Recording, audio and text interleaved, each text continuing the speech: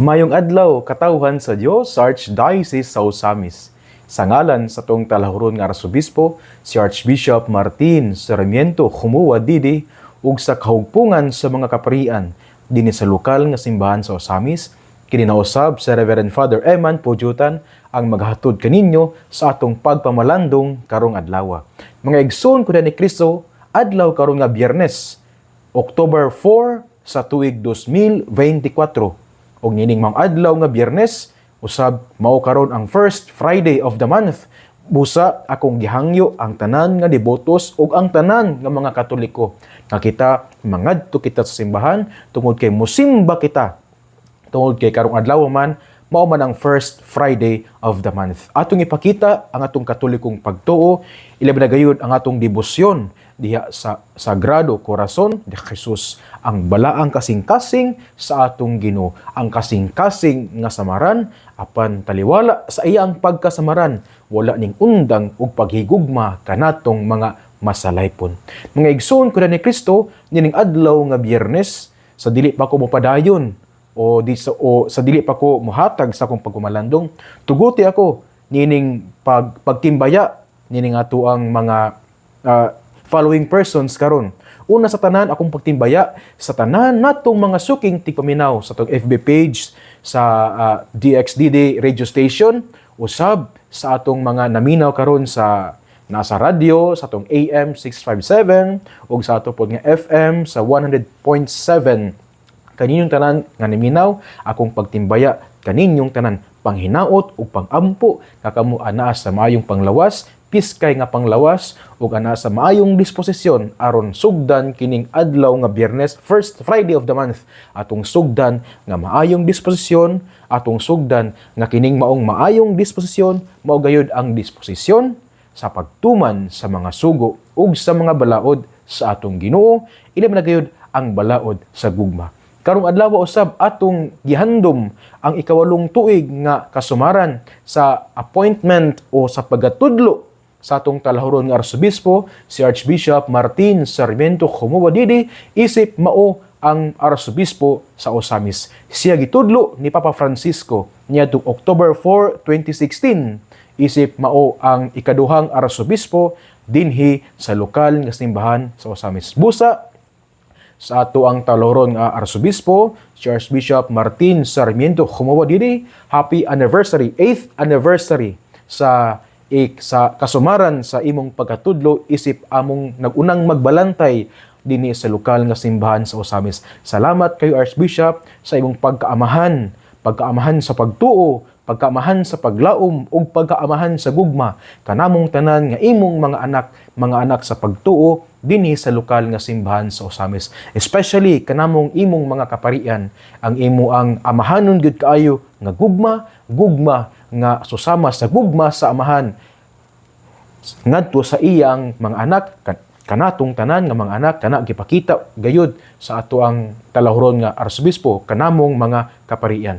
Boss Archbishop, salamat kayo sa imong pagkagasa, salamat sa pagtubag og yes sa pagka-appoint sa isip maoy ikaduhang Arsobispo dinhi sa lokal nga simbahan sa Osamis. Ang imong pagtubag niining maong misyon naghatag gyud kanamo, ilabi na kanamong mga kaparian, naghatag kanamo og kusog ug nag-inspire usab namo, naghatag namo inspirasyon nga kami usab sa among kinabuhi mo kanunay kada adlaw gyud mo renew sa among commitment ug mohatag sa among yes ngadto sa Ginoo diha sa pagsilbi sa iyang simbahan. Busa Archbishop, usbon ko happy 8th anniversary isip sa imong pagkatudlo isip maoy ikaduhang Arsobispo dinhi sa lokal nga simbahan sa Osamis. Gitudlo siya balikon ako niadtong October 4, 2016. Sa lahing bahin usab mga igsoon, karong adlaw usab atong gisaulog ang diaconal ordination anniversary ni Reverend Father Alejandro Balbuena. Siya na-ordain isip usa ka deacon nga maoy ang nga siya nahisama o siya nahisakop sa kahugpungan sa mga inordinahan. Na-ordain siya isip usa ka diakono niadtong October 4, 2018. So kang Father Loloy, happy diaconal anniversary kanimo. Usab akong pagtimbaya o pag-greet sa iya usab nga diaconal ordination anniversary kang Reverend Father Sir Minard Pangilinan. As si Father Luloy di ay si Father Alejandro Balbuena mao ang kasamtangang kura paroko diha sa parokya sa inahan sa kanunay Panabang, Barangay Katipunan diha sa lungsod sa Sinakaban. Sama sa kong giingon nga kausap atong gisaulog ang diaconal ordination anniversary ni Reverend Father Sir Minard Pangilinan na mao usa siya sa mga formators o sa mga paring tig-umol sa atong mga seminarista diha sa St. John Paul II College Seminary nga nahimutang sa Barangay Banyadero dinhi sa Dakbayan sa Osamis. Siya na ordain isip diakono niadtong October 4, 2021. Busa kang Father Sermi, happy diaconal ordination anniversary. Dungan po day mi og pagka-ordain isip diakono ni Father Sermi. Kaming duha gi-ordain mi October 4, 2021. Unya ang ga-ordain namo ang atong talahuron nga Arsobispo si Archbishop Martin Sarmiento Jumuwa Didi.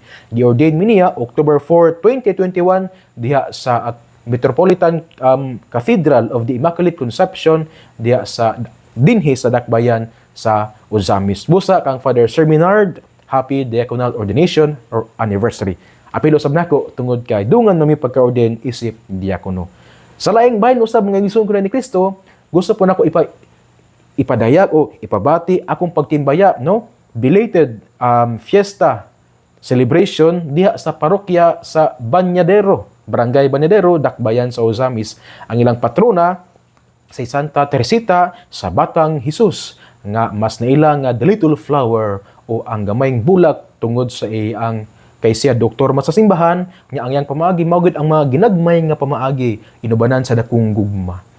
Fiesta man nila kaghapon adlang Huwebes, October 3 busa sa tanan nga mga parokyano sa Banadero sa parokya sa Santa Teresita sa Batang Hesus inubanan sa ilang maabtikon gayud nga kura paroko sa Reverend Father Mario Magkanam inubanan usab sa ing mga kauban nga mga kaparian si Reverend Father Fernando Diding Aguilar Jr., si Reverend Father Sir Minard Pangilinan ug kang Reverend Father Zacarias Tatay Montifalcon.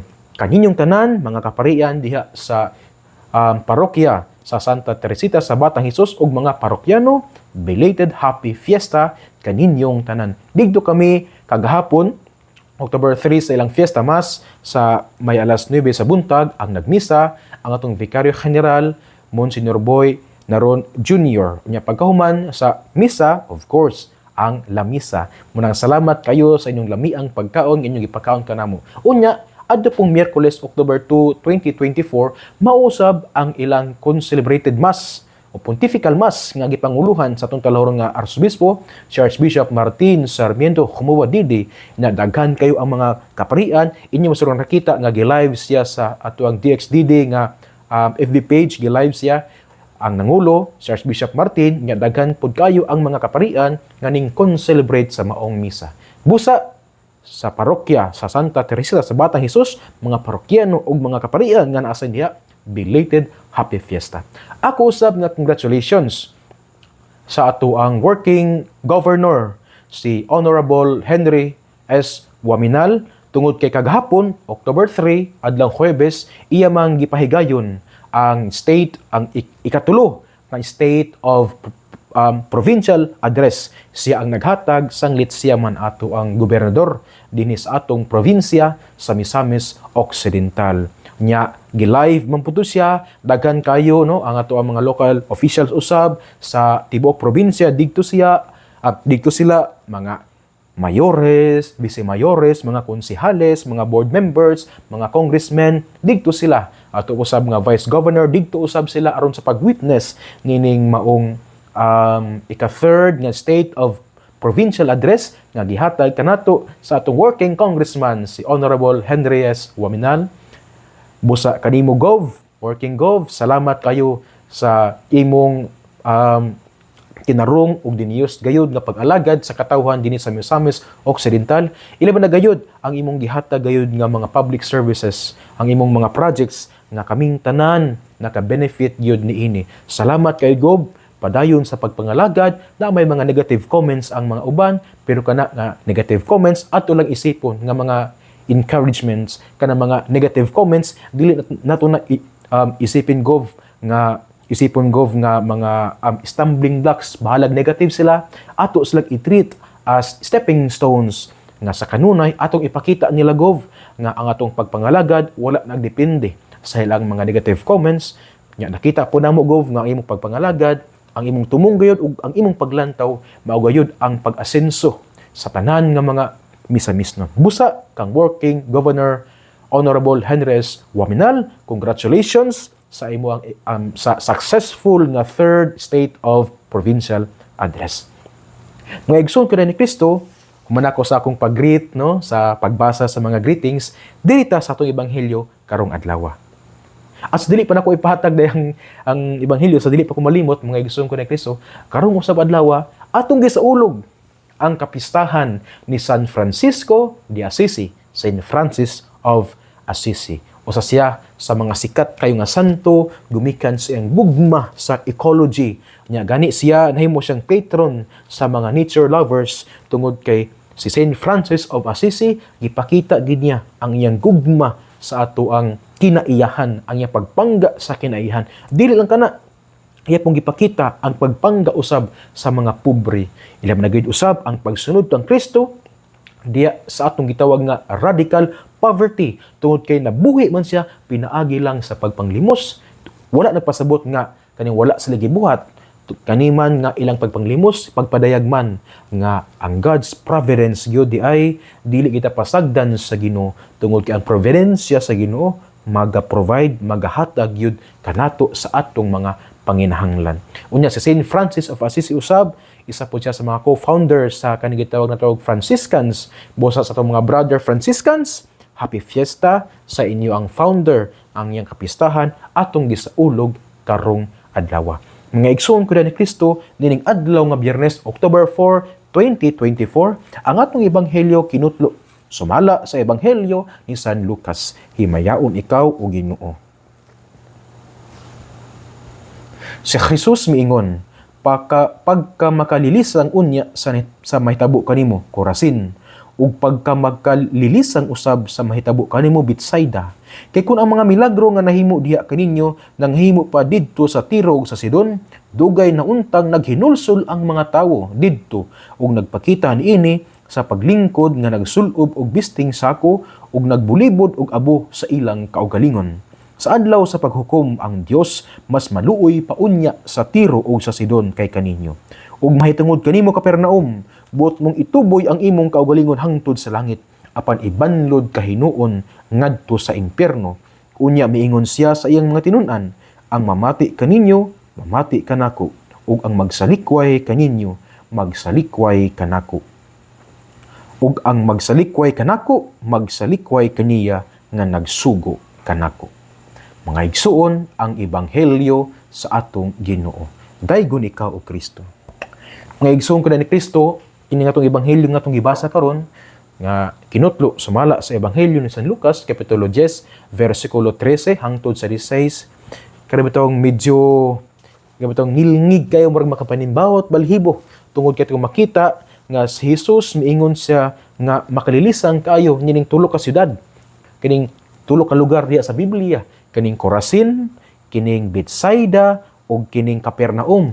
Unya kini sila mga silingan man sila nga kaning mga lugar, mga lungsod nga nahimutang ni siya sa north sa Israel, duol sa the sea, duol sa lanaw sa Galilea. Unya ang gingon ni Jesus diri nga sila makalilisang kining Corazin, Betsaida, o kaning Capernaum, tungod kay Jesus, daghan kay siya og gibuhat nga mga kada bitong katingalahang butang, daghan kay siyang gibuhat nga mga milagro niining lugar. Gani asa man nagsugod si Jesus, di ba? Si Jesus after siya nabunyagan, after siya gitintal sa demonyo dito sa disyerto, after nagsugod man din siya sa iyang ginatawag nga public ministry. Asa man siya nagsugod? Digto mas Galilea. Bot pasabot dinhi aning lugar, nining Corazin, nining Betsaida, nining Capernaum, tungod kay kanising lugar sama sang gingon nahimutang man siya sa Galilea, duol sa lanaw sa Galilea. Unya makalilisang tungod kay Despite sa mga miracles nga gihimo ni Jesus, despite sa mga mighty works nga gipakita ni Jesus, nga gihimo ni Jesus, niining lugar, Corazin, Bethsaida, o kaning Capernaum, unsa gingon sa ebanghelyo, wala naghinulsol ang mga tawo. But dahil pasabot ng igsuon, nga ang mga tawo, although nakakita sila sa ilang naked eyes, through their naked eyes, nakita sila sa gibuhat ni Kristo. Pero ang ilang kasing-kasing buta sa mensahe sa paghinulsol. Nahimo sila mga spiritual blind. Sabot pasabot nga naa sila sakit. Ang sakit nila, spiritual blindness. Og mao ni mga igsuon ang hagit ni Jesus unta niining mga lugar. Nga ang iya untang mga gipangbuhat nga mga milagro, ang iyang gipangbuhat nga mga maayong butang, ang iyang pagsangyaw sa maayong balita niining mga lugar unta paminawon sa mga tawo. Sanggit nakita man nila apan wala gid nila gipatuhop sa ilang kasing-kasing kay daw nabuta ang ilang kasing-kasing tungod kay wala sila ning tubag sa tawag sa paghinulsol ni Jesus. Diyon sa ingon Jesus nga sa adlaw sa paghukom mas maluoy pang Dios sa lugar sa Tiro ug sa Sidon. Nya kaning mga lugar, Tiro ug Sidon, kuan sila mga pagan nga mga cities. Nya niadtong lugar wala kaayoy gibuhat sa Jesus nga mga milagro. Pero mas maluoy pang Ginoo nining mga pagan cities nga wala nakasinati sa mga mighty works ni Jesus kaysa sa Corazin, Bethsaida ug Capernaum nga nakasinati sa mga milagro, nga nakasinati sa mga mayong buhat ni Jesus. Tungod kay kulang sila og usa ka butang. Falta algo unsa man ang paghinulsol. So mo di mga igsoon ko ni Kristo nga ang mga maayong butang di ay nga nasinati nato sa atong kinabuhi, kanang atong mga gipang-ampo bitaw sa Dios nga gihatag kanato, kanang mga maayong panglawas nga gihatag kanato sa Ginoo, mga lig-on nga pamilya, tanan nga grasya nga atong nadawat diagikan sa Dios. Kini diay magdala kanato dili lang sa pagpasalamat. Of course, magpasalamat ta sa Ginoo tungod kay mapasalamaton ta nga gihatagan ta sa Ginoo niini nga mga grasya. Pero naapay kulang. Dapat unta kining mga nindot nga mga butang nga atong nasinati sa Dios magdala unta nato sa paghinulsol. Kini gid hagit kinatong tanan. Apil na pug ko ani nga nagistorya nga kanagyud sa matagutlo sa atong kinabuhi kung kita mahiloka pa, kung kita madigyas, kung kita bitaw madagma gumikan kay mas gipili nato ang sala maghinulsol yun sa matag karon kunya sa atong kinabuhi. Namatay sacrament of confession, moduol tas pari, mangumpisal ta sa atong mga sala, atong isugid ang atong mga sala ngadto sa Dios pinaagi sa pari nga inordinahan aron nga kita pasayloon sa Ginoo. Kay usa sa realidad sa atong pagtuo mamgid ang adlaw sa paghukom. Na kita hukman man ta dili dira sa atong mga ipang istorya, hukman man ta dili sa atong naabot sa atong kinabuhi. Hukman man ta dili man ta hukman sa binase sa kana bitong kung daghan king lugar nga atong naabot, dili man ta hukman binase sa unsay atong nakabot sa atong kinabuhi, mga alahas, mga kwarta, di man hukman man ta kung kita naghinulsol bagyod sa atong mga sala. Ug mao na nga dili pud unta ta mawad-an og paglaom kay usay bitaw no kanang kung kada batong kung daghan na katag sala nga nabuhat nya kung bugat na kayo ang sala nga atong nabuhat usay mawad-an tag paglaom. Kada batong moingon ta sa atong kagalingon nga murag dili na may sure ko mapasaylo sa Ginoo, murag bitaw wala na gyud pag-asa nga mapasaylo sa Ginoo gumikan sa kung nasalang nabuhat. No, ingon si Pope Francis, no, ang atong current, ang atong kada batong present Pope karon ingon siya nga ang Ginoo dili man siya kapuyon nga magpasaylo, usahay kita ang kapuyon nga mangayog pasaylo sa Ginoo. Busa mga igsoon ko na Kristo kana karong adlaw nga Biyernes, first Friday of the month, sa itong ebanghelyo nga sumala sa ebanghelyo ni San Lucas, kapitulo 10, versikulo 13 hangtod sa 16, unang punto nga atong mapamalandungan sa atong ebanghelyo kani gyud the importance of repentance diha sa ato ang pagkinabuhi nining kalibutan. Sa matag tunog nato sa pagtuo, importante gayud ang paghinulsol. Kitang tanang gitawag niini inordinahan o binunyagan na posesyon sa katilingban o wala, pobre o dato, naisakit o wala, naasa estado sa pagkamalipay o magul-anon, unsa pa na diha, naay kwarta o wala, natay sa nindutag balay o kanabitong simple lang atong balay, kita gid gitawag nining the call to repentance kay ang realidad mo gid nga hukman magitas Ginoo. Yan ni adlaw nga paghukom, ang basihan mao gayud kita naghinulsol sa atong mga sala. Nya dili unta ta kapuyon nga mangayo pasaylo sa Ginoo kay ang Dios kanunay gina siyang mupasaylo. Kanunay gid ang Dios nga mo offer sayang forgiveness alang kanato nga maghinulsol ug mobalik kaniya. Dili ta mawad-an sa paglaom kay matud pa ni Saint Francis of Assisi ingon siya nga ang tanang all darkness daw in the world cannot extinguish the light of a single candle. Ingon siya nga ang tanan daw nga kangit-ngit sa kalibutan dili daw ni makapalong sa siga sa usa ka kandila. Nya kini nga kandila o ang kandila sa paglaom, ang paglaom nga sa matag hinulsol nato sa atong mga sala kita gayud pasayloon sa Ginoo. Inig adlaw sa paghukom, hukman tas Ginoo unya kita maadto sa iya ang tuo. Kay kadto ramang tawo nga naghinulsol ang makaadto sa iyang tuo.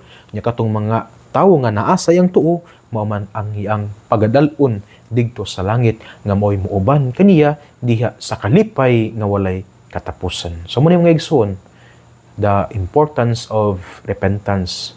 Dili unta ta mahisama sa mga taga Corazin, Bethsaida ug Capernaum nga although nga nabataw nakakita despite sa ilaang kanang na witness nga mighty works ni Jesus sa mga miracles sa Ginoo, wala sila naghinulsol. Dili unta ta mahisama kanila. Maghinulsol ta sa atong mga sala matag karon ug unya nya dili sayon. Yes, wala may gaingon nga sayon ang paghinulsol pero inubanan sa atong pagpaningkamot diha pod uban sa grasyas Ginoo kita gayud mabuntog ginato, ma-overcome ginato kining atong pagka masalaypon. Dili mawad ang pag-asa kay matud pa ni Saint Francis of Assisi ang santos nga tong gisaulo karong adlaw, ang tanang kangit-ngit sa kalibutan dili makapalong sa siga sa usa ka kandila.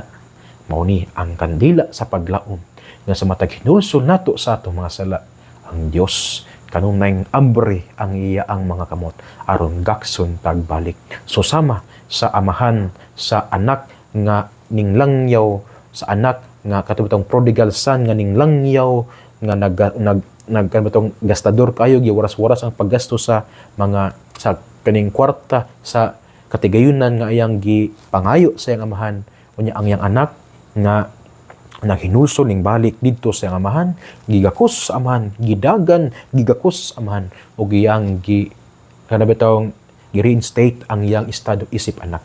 Ingana ang atong Ginoo mga igsoon kung kita maghinulsol sa atong mga sala. Ikaduha nga punto mga igsoon kining katapusang parte sa ebanghelyo nga nag-ingon nga kinsa katong mudawat kaninyo mudawat kanako ug ang mosalikway kaninyo mosalikway kanako ug ang mosalikway kanako mosalikway usab kaniya nga nagsugo kanato. Kaniman nagpakita kanato nga kita unta naa bitaw kaning attitude or kanabitaw kinaiya nga kanabitaw mudawat kita sa tanan dias katilingban. Ila man gayud ang mga pobre. Sa unsang paagi man ta makaingon nga kita mudawat sa mga pobre. Kanag yung pagtabang kanila. Gagmay nga butang nga atong matabang kanila kana dako na kay na siya nga kana bitong tabang o dako na kay na siya sa panglantaw sa Ginoo. Kana bitong mohatag tagamay sa mga pobre, mohatag tagbugas sa mga pobre, mohatag tao kana bitong mga pagkaon sa mga pobre, mohatag kinabang sa mga pobre. Labi na gyud sa mga nanginahanglan nato kay ang mga pobre dili ra man kana ang nanglimos. Ang mga pobre dili lang man kana bitong naa sa mga kana bitong kanang mga kalye ba nga nas gilid-kilid sa mga aseras dili ra man kana ang mga pobre. Kanang pobre nga nang limos dili ra man apin lapod ang tawo mga nanginahanglan atong mga silingan nga nanginahanglan atong mga igsuon nga nanginahanglan atong mga ginikanan nga nanginahanglan atong kauban sa trabaho nga nanginahanglan. Kung kita nga ay kinaiya nga motabang kanila kana dako na kana siya nga kana bitong daw murag ato pong gidawat ang Ginoo diha sa atong kinabuhi. Kaya di ba diya sa Ebanghelyo ni San Mateo kapitulo 25 sa giingon ni Jesus, What you do to the least of my brothers, you did it to me. Kung unsa inyong gibuhat ngadto sa pinakaubos diya sa katilingban, ato pong gibuhat ngadto sa Dios. So mga igsoon, kung kita ning dawat kanila sa usang pagi nato gidawat ang mga ubos sa katilingban, pinagi sa pagtabang kanila, pinabi sa pag-akatar nila, dili nato sila isalikway, dili nato sila ibaliwala nga murag labyan ta nga murag wala ta kita. No. Ato silang tabangan. Kay matod pa ni Saint Francis of Assisi, ang santos nga atong gisaulog karong adlaw, ingon siya nga, when you give something to a poor man, you are not giving it to him, but you are giving it to Christ. Kung muhatag daw ta, mutabang ta sa usa ka pobre o sa usa ka nanginahanglan, wala ta naghatag kaniya o wala ta nagtabang kaniya. Atong gitabangan si Kristo. Nabataw sa kasugilanon mga igsoon ko ni Kristo nga gipambit sa usa ka pari. Ingon siya nga daw sa katawo nga nagampo nga siya unta duawon sa Ginoo. Moto nga nagampo siya nga, Lord, hinaot nga imo kung duawon personally. Dinhi sa akong kanang sa akong panimalay. Moto nga natulog siya nya diya sayang kuan, nagpadamgo ang Ginoo. Ingon ang Ginoo sa ing damgo katong tawhana nga, ugma sang imo manggiampo nga imo kong paduawon sa inyo busa ugma muduaw ko nimo. So moto nga pagmatas tao lipay ka siya, so ang gibuhat nang hindo siya sa balay, taod sa mga kortina, di ba? Kung naibisita mo abot kita, manaod ko ning kortina nga katutong tinaguan sa kaban, limpyo sa balay, naglimpyo sa jealousy, nagkanuan kaning nagmap sa kaning salog ana. Unya ang ningabot dili ang Ginoo, nay ningabot nga kaning tawo nga mao ang iyang igsuon nga dugay na kayo sila ng kabikil. Migadto ang iyang igsuon kay gusto ang iyang igsuon nga makigbalik sila nga maguli ang ilang relasyon. Pero ang gibuhat sa katong tawo, mingon siya nga, iyang ingnan igsoon nga ayaw sa karon, ayaw kog disturbo kay mo anhi ang Ginoo, mobisita kanako karon ang Ginoo, ayaw kog disturbo. Pahawa sa pauli. Moto nga ning lakaw ang maong igsuon. Unya hangtod na human ang adlaw, wala gining bisita ang Ginoo. Munang diha sa pagtulog, nagdamgo na pud siya. Nya iya ang gipangutan na si Jesus ang Ginoo nga wala man kanyang bisita. Mingingon ang Ginoo nga ugma wala ning tubag, pero ang giingon ni Jesus, ugma mobisita ko nimo og balik. Ugma mobisita ko nimo. Moto nga wala. Unya ning mata siya mor pangibuot, naglimpyo na, nagluto og balik kay ang iyang giluto sa mga adlaw wala man nakaon tungod kay wala ning bisita ang Dios. Moto nga nagluto sig balik ana sus namay ni abot.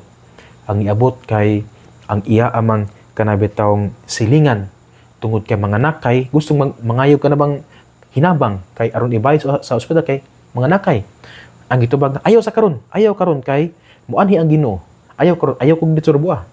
So sa gibuhat wala gid sila nakapaypanabang, ilakaw sila ana. Unya pagkagabi naman nga daw wala ganing bista si Jesus. Pagkagabi ana tulog na pud siya, damgo na pud siya. Unya sa damgo niingon na pud si Jesus nga ugma mo bisita ko siyang balay. Unya pagkaugma ang ning-abot silang balay, mao ang iyang mama nga gimingaw kayo niya. Tungod kay dugay na panahon pud siya nga wala ka bisita. Pero ang iyang ingnan ang iyang mama nga, ama ayaw sa ron ma, ayaw kog disurbo aron ma, pauli sa tua, ayaw kog disurbo tungod kay karong adlaw mo bisita kanako ang Ginoo. Moto nga uli ang ginikanan ang iyang mama, tungod kay gibalibaran mas anak. Sumuto nga naman ang adlaw wala gyud. Moto na suko kayo ang tawo. Yun siya nga, baka kon magining Ginoo ba? Katulong higayon kunya gipadamgo nga moanhi siya, wa gid siya ning anhi. Busa nahuman ang adlaw, pila restorya, natulog siya balik. Ug diya sayang pagkatulog nagdamgo siya, ug diya sayang damgo, napakita ang Ginoo. Wala pa gani ka istorya ang Ginoo, iya nagaingnan nga ikaw baka kon kay ka. Tungod ka nag-ingon ka kanako nga mobisita ka. Tulo ka adlaw na, wala gid kaning bisita. Grabe na kong pagpangandam, grabe na kong paghinlo. Naihaw daw tulong hiniktan nga manok nga akong nilaming pipila ka semana. Wa gyud nimo. Wala gyud kaning anhi. Yeah. Unsay mo sa gitubag sa Ginoo, ingon siya nga, uy, ning bisita man ko nimo. Katulog pa gani kahigayon ko nimo nga ning bisita. Pero wala man ko nimo gidawat. So you see mga igsuon, kung mutabang tas pobre, kumutabang tas ng mga taong nanginahanglan, ingon si Saint Francis of Assisi, wala kita ning tabang actually sa pobre. Although natin natabang, pero wala taning tabang sa pobre. wala taning hatag sa pobre o sa mga nangangailangan. Ang atong gitabangan o atong gihatagan si Kristo. Busa kini nga miingon sa ebanghelyo nga kinsa katong mudawat sa mga gipadala ni Kristo, ning dawat usab kaniya. Ang mga pobre usab ato silang dawaton og tabangan, ning dawat pud usab ta ni Kristo. Kay matud sa ebanghelyo ni San Mateo kapitulo 25, what you did to the least of my brothers, you did it to me. Mga igsoon ko ni Kristo, din nila kukutob sa akong pagmalandong karong adlaw. Dini nga itong ebanghelyo, sumala ni San Lucas, kapitulo 10, versikulo 3 hangtod sa 16. Duha ka punto. Unang punto, nga dili na ta mahimong spiritual blinds. Mahimo untatang, dili untatang mahisama sa mga taga-Corazin, Bethsaida o Capernaum, nga although nakakita sila sa mga mayong buhat ni Jesus, apan wala sila naghinulsol. Kini naghagat ka nato, nga maghinulsol sa matag karon ug unya, kung kita madagma, mahilo ka pa, diya sa sala. Tuod kay ang Ginoo nag-offer kanato man sa iyang pagpasaylo ug gugma. Ikaduha nga kinay nagpahinumdum kanato nga kita unta mudawat sa Ginoo sa unsang paagi pagtabang sa atong isay katawo.